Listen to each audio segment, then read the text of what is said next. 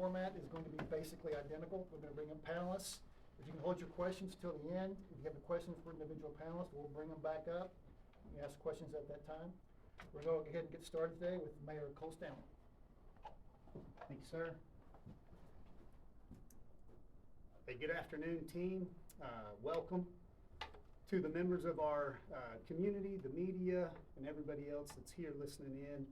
Really appreciate you guys giving us some time to take an opportunity to update everyone where we've come from last week, what we've come through this week, and what we have still ahead of us. Today's meeting is to inform the community as much as possible everything that we've come through, where we currently stand, and give some statistics as to what we've accomplished over the last several weeks. So at this time, I'm going to turn the meeting over to the subject matter experts, and we're going to kick this off with City Manager Jared Miller. Thank you. All right, so thank you all very much for being here. Want to, as we get kicked off here, I want to say a special thank you to our helping agencies from across the state. I know we've got a number of different fire departments here as part of different task forces that go and help cities during emergencies. I know that for sure we have the City of McKinney here, the City of Allen, and also the City of Fort Worth, who have all brought assets that are part of the Texas Division of Emergency Management Resources that are applied to disasters across the state. But these are the departments that are housing these apparatus and equipment, and they have sent their own personnel here to help us during our time of need. So I really wanted to express my appreciation to them. I know there are probably others from other departments that are here as well. I apologize to them for not knowing them, but I did meet those good people from those other cities over at the Incident Command Center. So we're very grateful for that. We're going to have a number of people give you an update on what's going on in their specific area of expertise, and then we're going to do a Q&A session. So we're going to have Max Dunlap, our Director of Emergency Management. We're also going to have Director of Public Works, or Assistant Director of Public Works, Alan Harder. Wes Reeves from Excel Energy is going to talk about power reconnections and other things that are going on with Excel. APD Chief, Amarillo Police Department Chief Martin Birkenfeld is here as well as our Director of Capital Project Development Engineering, Kyle Sneederjohn, and our Fire Department representative is Chief Mason, I believe. Chief, is that correct? Yes. And then we also have our Director of Animal Management, Victoria Medley. So without any further ado, I'm going to go ahead and hand it off to Max Dunlap. Max. Afternoon, everyone. Just do a brief update. There's some subject matter experts that will be briefing you all on some of the other specific operations. But I did want to talk about some of the ISTAT, the disaster and damage assessments. So at this time, we have 442 completed damage assessments, with a portion of those being fully destroyed. So we are continuing to work in our operations to address that. We are working with our volunteer organizations, the VOADs, volunteer organizations active in disaster. We are working with all of them to bring in as many resources as possible. We're continuing to work with the Red Cross to ensure that they are helping as best they can. They are continuing the shelter operations today. Currently in the shelter, we have 73 people, with about 4 families going home today. So as we push forward through this and continue to close those borders in around Lawrence Lake, we will continue to push that out in a safe, timely fashion of getting folks back in their homes as quickly as possible. Again, safety is the first and primary of all this. We don't want to put people in unsafe positions, so bear with us. We continue to ensure all citizens who were affected that they get the help that they need. We're working with our state and federal partners the best we can to ensure that we're getting all the resources we can for the time being of what our disaster is. With that, I will pass that over to Chief Birkenfeld with Amarillo Police Department. Thank you, Max. The Amarillo Police Department continues to provide security and other support at the disaster locations. I just want to say a quick thank you to all of our community for the outstanding level of cooperation that we've had. We've really had very few problems with people going into the areas that they shouldn't be in. And so I want to thank everybody for doing that. We're gonna continue to move barricades as the water level recedes, which it has done, in the past 24 hours. We'll move barricades as much as possible to allow the greatest amount of access as possible. But in the meantime, we continue to ask everyone to do not drive into water and do not drive around the barricades. There's a reason that they're there.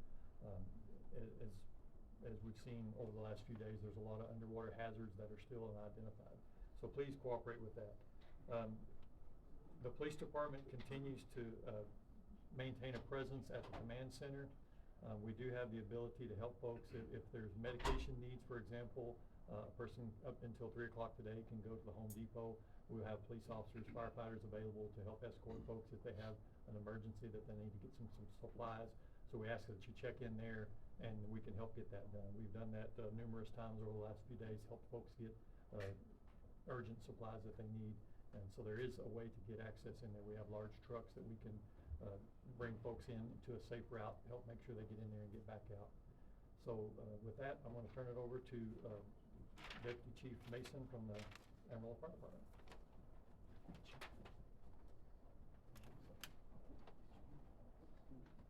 Good afternoon, Brandon Mason, Deputy Chief, Amarillo Fire Department. Just want to give you guys a brief update.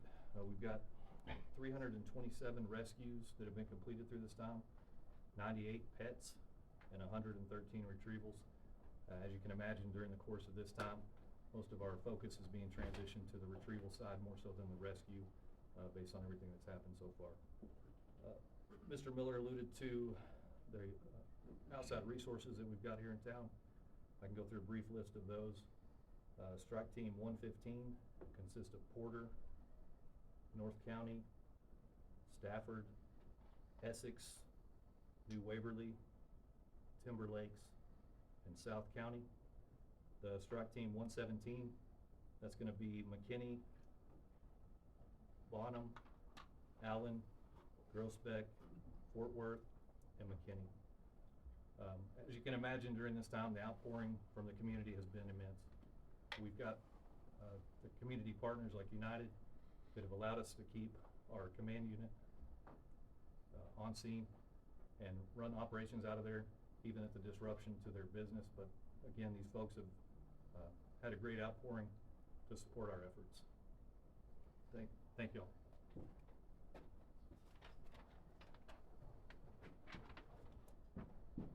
Good afternoon, Alan Harder, Assistant Director of Public Works. I just want to give you all an update on the current status of pumping operations from our lakes, as well as the next steps for the Public Works Department as we begin to see water receding in the areas around specifically Lawrence Lake and Bennett Lake. Bennett Lake pump was started on Saturday morning, and all city pumps have been running since that time. TxDOT did complete installation of their additional pump at Lawrence Lake on Friday evening, and it also has been running since that time. They also finished installation of a pump on the south side of Playa 7. I won't speak for them on their plan or schedule for that pump, but I do know that it was running yesterday evening when I observed it. We're seeing noticeable changes in the water elevation in the places that had the worst flooding around Lawrence and Bennett Lakes. Our engineering department is currently working on estimates for when the water around those lakes will recede back into the actual boundary of the lake. However, that cannot account for any additional rainfall that we may have. As we all know, any more rainfall just continues to add to the level of the lake, which increases the time it takes to get that pump down. We're currently working with OEM to the Office of Emergency Management, to identify ways to clean up debris that's been deposited by the flooding.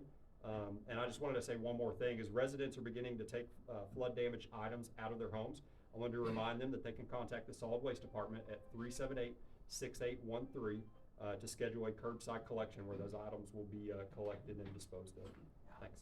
At this time, I'll ask Wes Reeves from Excel Energy to come up.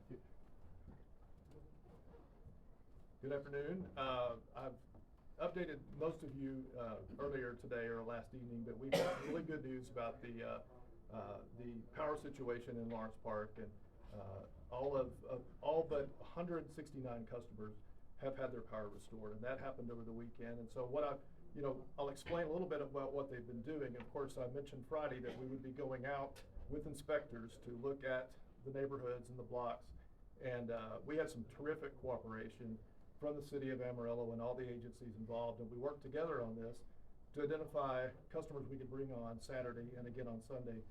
At this time, the main feeder lines are operational, so we basically turned the switch back on. So As you recall, Thursday, we had de-energized 3 of the circuits coming out of Lawrence Park, and then we're able to kind of work from the outside in. So we currently, with the 169 customers still out, they primarily would be in a certain apartment block, the Oak Ridge apartment area.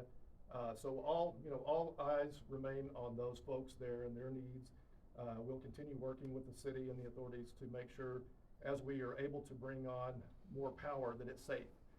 So we're going through and seeing where water has infiltrated, and safety has always been our top concern here. So really the effort is ongoing, but we're pleased that the businesses in the area can get back to normal and the residents could get back in. So we really appreciate everyone's patience with that. But that's my update for today anyway, so thank you. And now I believe Victoria Medley from Transit is going to update you. That's actually with Animal Management and Welfare. Oh, I'm sorry. So I You got wanted promoted. to just kind of give an overview of what's been going on with animal management during this event. Animal Management has had field officers stage at the relief locations 24/7 to assist with rescue and removal of animals in the evacuation zone. As of 7 p.m. Sunday, 98 animals have been rescued. We also are currently providing kennels, animal care items, vaccinations, food to animal owners at the Red Cross station. We have a member of our staff staged at the Red Cross Center 24/7 also. We need to make sure and provide any support for those people who have been displaced and have their animals. We currently have 27 animals at the shelter, at the Red Cross shelter we have reached out to Texas Tech School of Veterinary Medicine, who will be at the shelter today, the Red Cross shelter, to provide veterinary care for those animals and just give them a once-over to make sure they're all vaccinated, microchipped, for those people who are unfortunately at that shelter. Our shelter itself has remained open to the public during this event. Temporary kennels were set up to house any of the animals that were recovered during the flooding event. We've also reached out to local and national rescue organizations for assistance.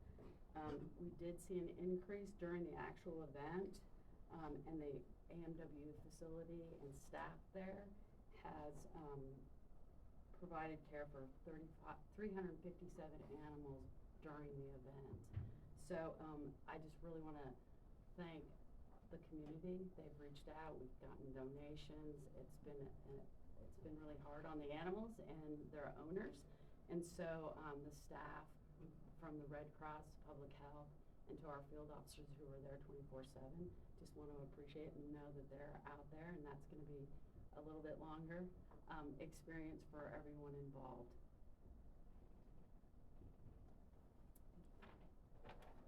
Oh, and I want to introduce Janelle with VOAD.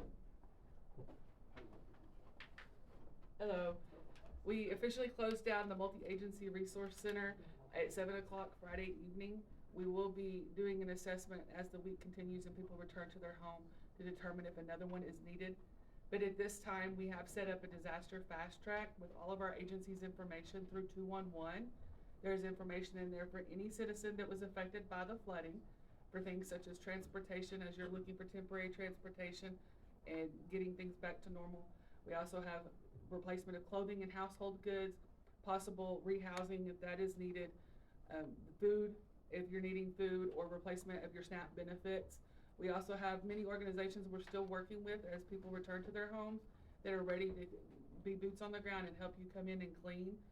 Pretty much all the information that you've been given through this press conference, we have a record in there that you can call and get that information and get directly sent there. All you need to do is call 211, choose option 1 to speak with local information and referral, or you can go onto 211texas.org and chat with the representative 24/7. More resources are being gathered as we continue to move people back in and start the long-term recovery process. And in that case, those will be added as they are solidified. Thank you.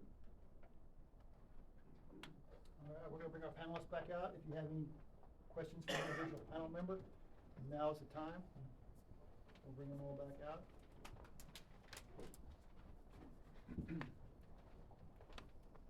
Okay, we'll just go down the road if you want to. Well, I had a question for Wes. I noticed today there was a lot of trucks around 77th Avenue and right outside the city limits. Is power being restored to some of that area as well? I don't have an update on that neighborhood. I know that we've been sending operations teams in to see what's been happening there, and I know that's just outside of the city limits. But a lot of similar situations in that area too, with standing water and some homes infiltrated. So we'll be, looking that over to make sure that, again, that everything is safe in order to continue electric service. But that'll be decisions to be made yet. And then my only other question would be to this gentleman. About if we don't get much more rain, is there a time frame for the people around Lawrence Lake where they could probably all be back in their homes? So that's something our engineering department is working on the numbers for that, of Okay. how long we expect it to take for some of that water to recede. And that'll be, kind of depends on the area, some areas where the water will recede first, others that are at the lower elevations will recede last. But that information will be available later. I was gonna ask, I don't know who can answer it, but what was the total number of people and animals that were rescued? I don't know who, 327 people and 98 pets. 327, okay. And then, I think this was for Alan. What is the status of the pumps now? And then also, what shape were they in, as well as the playas before we had that rain last night? Sure, so we'll put more information together about the status of all of the lakes before we had any rains. As of right now, though, all of the pump stations are currently running, as well as the temporary pump that we have at Playa 7. Was last night a setback, if at all? I wouldn't say it was a significant setback. I mean, obviously, it did put some more rainfall in. I was out driving during the rain event, because obviously I'm very nervous about it. I didn't notice a significant amount of water in any of the gutters, and our engineering department goes out daily to take elevations of these lakes. I've received that survey data this morning. I haven't looked at it to see what change, if any, that made to the lakes. But I didn't see a significant amount of water going into any of the lakes last night, just from what I looked at. Okay, and then the status of all of the pumps, I guess, if you could give me a rough outline on, like, I guess what it's looking like. Yeah, so we're in the same situation we were Friday, and again, all the pumps in the pump stations are currently running. We know with the pumps, as hard as we're running them, there could always be mechanical failure, and we're prepared if that happens to bring in temporary pumps to hook them up and continue dewatering the lakes. But right now, they're all running as they should be. Okay, awesome. Noah, any questions? I guess this one is mostly for Miller. I know this disaster is still ongoing, but we also, I know, have the budgeting process coming up pretty quickly. Is city staff making preparations about what to learn from this disaster in order to make recommendations for the budgeting process? Yeah, we'll be working with mayor and council, getting options, things for them to consider and guidance for them to give on how we need to move forward to plan to be more resilient for this type of thing in the future. We'll be talking about different federal and state grant resources that we can leverage to try and bring in outside money to increase our resiliency, to increase our ability to withstand a rain event without flooding, or without this type of flooding, certainly. So we'll be going over all that, presenting it to council, and taking what guidance we can. It's pretty short fuse and short, there's not a lot of time to be able to put a lot of plans in place for this upcoming budget year, but whatever we can, we will discuss with council. We have a lot of work being placed on our finance and budget functions right now, because in addition to preparing the budget, they're also tracking a lot of different expenses, working with the community to track their expenses as well, because we need to have a very, very accurate accounting of what we're spending, the time we're spending, the resources we're using, so that we can be in the best position possible to, one, report accurately to the state and to FEMA, but also then to qualify for additional resources, both in assistance now, but also in future grants. So, but finance can handle all that. They're handling the emergency response, but they're also still working full tilt on trying to get ready for budget and the budget workshops with council. All right. Jackie? Hi, everybody. Thanks for the work that you're doing. I know this has been a rolling sort of process, so I'll just say that first off. Secondly, we are hearing concerns from people who are saying that, who knows how rumors get started, but are there any fatalities that are associated with this flooding event? I can speak from the police perspective, Thank we you, have Chief. not, we have not investigated any. We did have the one person that was in the lake, the results are not in on any of the investigation on that, but that's the only fatality even closely associated with this that I know of. And no update on the toxicology report from that person? No, we don't have anything yet. Thank you very much. Secondly, I would just ask if we have a total estimate of the amount of space that was flooded. Was it a square mile? How could we put that into perspective for people who are asking, honestly, from across the state and the nation?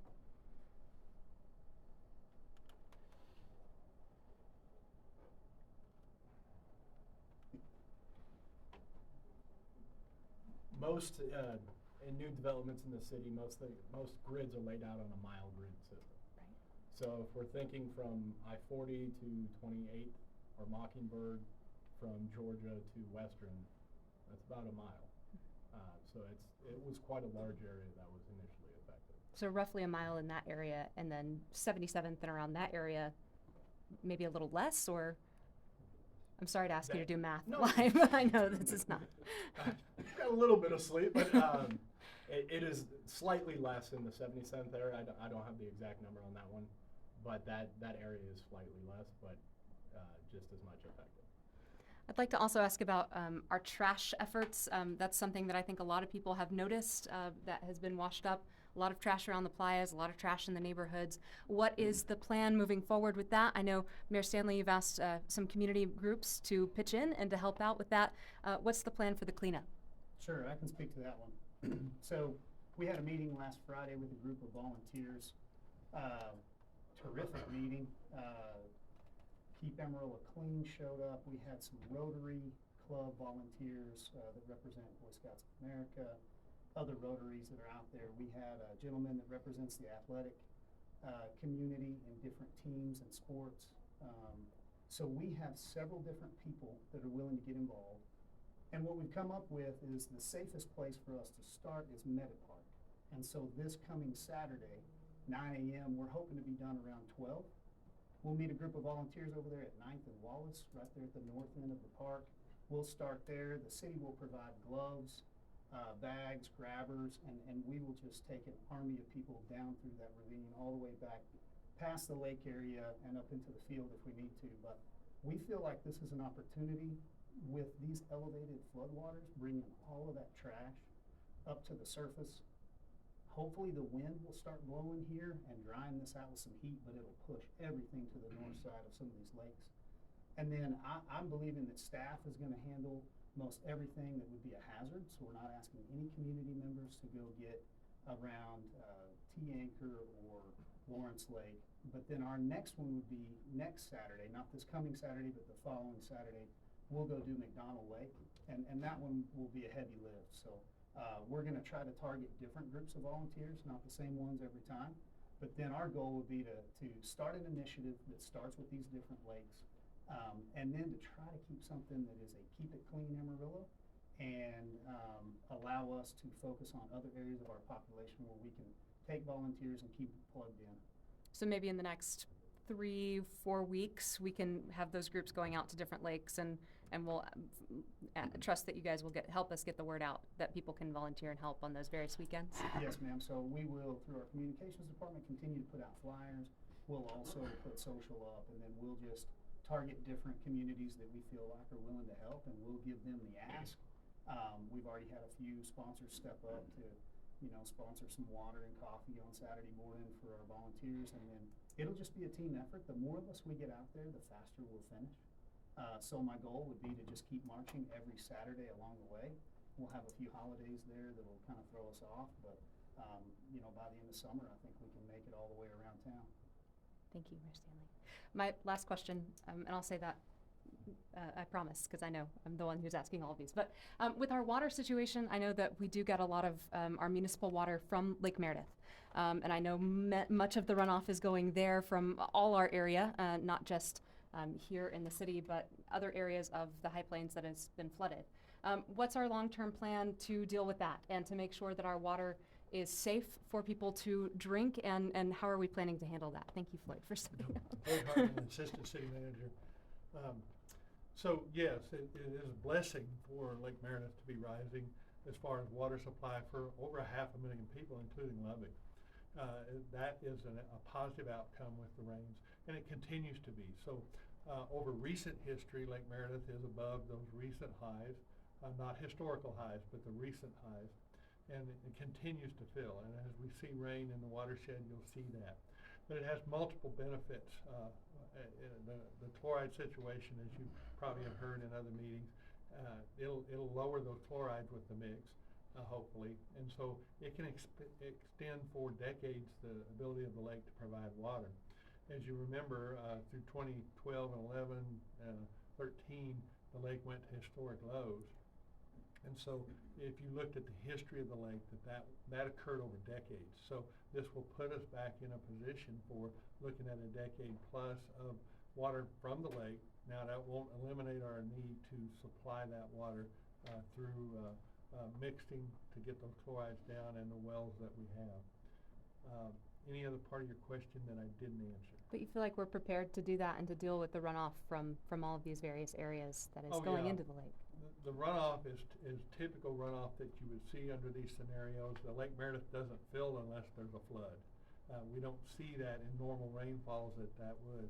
So we haven't seen anything unusual, the chloride still being the #1 concern.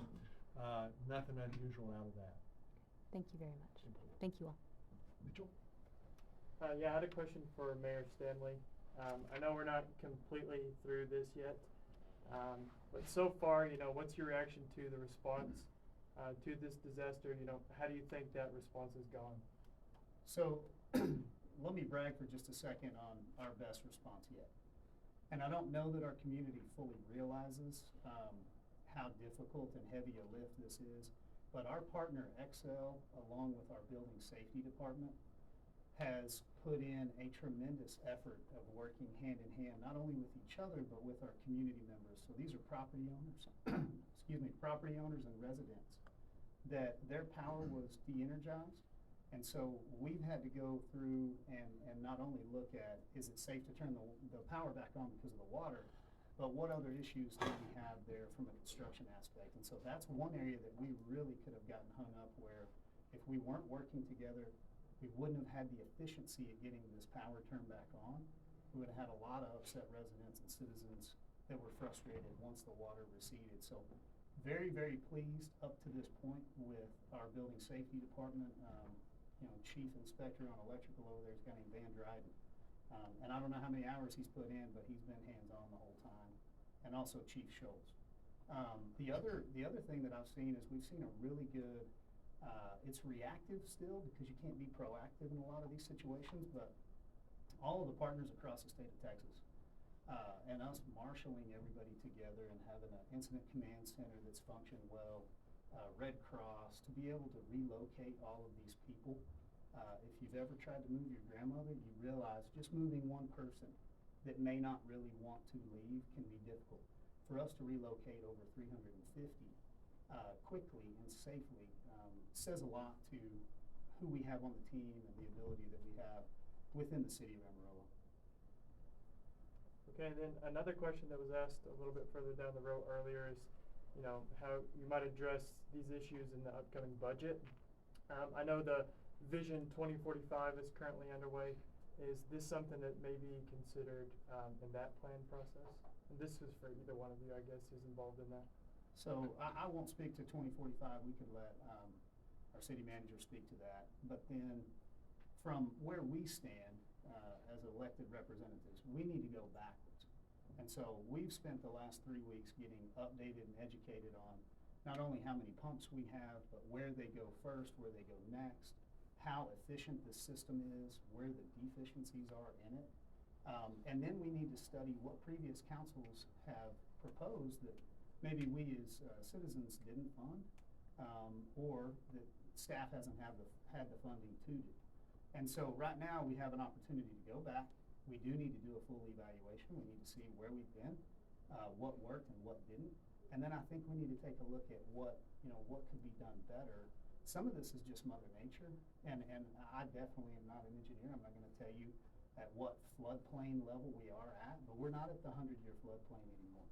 My guess would be we're somewhere between a 200 and a 300-year floodplain if you accumulate this event. And so we're fighting uphill and upstream on this. However, being prepared for the next event has everything to do with prioritizing infrastructure, which is what this council that got elected said they would prioritize. And so I'm interested to see this council do what we said we would do and prioritize infrastructure to make sure that we're as prepared as we possibly can be for the next event. Jay? I don't know if this will be for Alan or for Mayor Stanley. I got a few questions for you. One is, what is the maintenance schedule of the pumps and the flyers? I mean, how often do we check on them? Sure, so I can't tell you exactly it's this many hours or this many days. There is a routine maintenance schedule, and we have staff that's assigned to that. They do everything from running them during times where we have a prolonged period without rainfall to ensure that they're operable, to oiling them. Sometimes though with stormwater pumps, they're operating in an environment with, as we see now, a lot of debris, a lot of trash. And just over their life, they're gonna fail. Generally, that is in the pump itself, not necessarily the motor or the things that are accessible and maintained. But there is a maintenance schedule, and our crews do a good job of keeping up with that. One of the things that came to light in this event was, I'm going to take Lawrence Lake in particular because that's obviously where KDNC was heavily affected. That there was what we thought was 2 pumps, turned out to be one temporary and one that had just been repaired. When was the temporary pump put in there? I don't have that exact date Okay. off the top of my head. I can provide that though later. Okay. Speaking, so on the subject of pliers and the pumps, it was mentioned last week that possibly we were gonna immediately start to look at, I believe, forgive me Floyd, but it was referred to as the daisy chain, where we're gonna stop pumping from, say, Bennett to Lawrence to wherever it was. When will we make this change? I mean, if we've learned nothing, we've learned that that's just, it's not working. So, yeah, that, where one lake pumps to another lake Right. has been a challenge that's been identified in this. That is something we will bring to the mayor and council in the budget process. So, let's just, for example, the connection of Bennett having to pump to Lawrence, that would be a capital project that needs to be looked at in the budgeting process to have a force main such that Bennett could pump independently of Lawrence. And so I think what you just heard the mayor say is some of that infrastructure stuff is gonna be a priority in the budget, and I would anticipate that to be one of the top, a number of projects. There'll be a couple of projects identified, but that, and then not to create that in the future, such as the permanent pumps on Playa 7 would not be planned to pump to another playa. So that approach, I think is something that's really gleaned out of this event that it needs to be done in a better fashion. Okay. So I think on that, it's not, the decision is not, do we want to pump those to a different location other than a lake? It's going to be providing to council the capital projects that'll have to be done, cost estimates, the possible funding sources, timelines, things like that, for being able to pump from a playa or from somewhere like Bennett to a free-flowing channel or a creek, something like that. That would entail putting in a drainage pipeline that we could then run a pump into to be able, and also the force main to be able to make that happen too. So it'll be a lot of capital projects that we'll be discussing with council, taking guidance from council, and also talking about possible funding sources. So those are all going to be bang for the buck, value-based decisions that council's going to have to give guidance on. Then if I can, Jared, has FEMA been involved with this at all? They will, Okay. but they're not here right now. Right. And part of that's the scale of the event, the size of the event, when is it going to trigger FEMA participation. Okay. And I got one more, and this is going to be for Chief Birkenfeld. This is really kind of a tongue-in-cheek because I've heard you talk about a number of times the barricades. Look, I live and I work in the Mockingbird Paramount area. So I've seen the barricades. The water came up to my driveway, but I feel for the people that were on the other side of the street from me because they got it worse. It's going to be pretty easy to spot and discover a lot of the people that ignored the barricades because they're stuck, their vehicles are there. How do you approach that? Well, we've tried to be as helpful as possible, but also, you know, after a couple of days, we've written some tickets. Some folks who didn't have any business, being in the area, or folks who just disregarded the barricades or moved barricades, because it's just a safety issue, and we don't want somebody to get hurt. It's also creates issue, it's bad enough that we have emergency vehicles that have to drive through there and potentially cause waves that go into homes or businesses. We don't wanna amplify that by just allowing other cars to go in there as well. Was that really the biggest, after the event, once the draining began, was that sort of one of the bigger concerns? Wasn't so much the water, but people driving in and creating the lakes? That's one of them, Right. you know, there's everything from, you know, there's potential for looting, there's potential for, just general accidents that can occur from underwater hazards, so again, we've had really good cooperation on that, we haven't had a lot of folks, disregarding those. A handful at the beginning that we warned, and then later on, after a couple of days, everybody should know by now, it's time to quit driving through there, but overall, the cooperation's been great, we haven't had too many issues. Thanks, sir. I'm done. All right. I want to thank everybody for coming, thank our panelists, taking the time out today from their work to come by and give us information. Thank you, guys.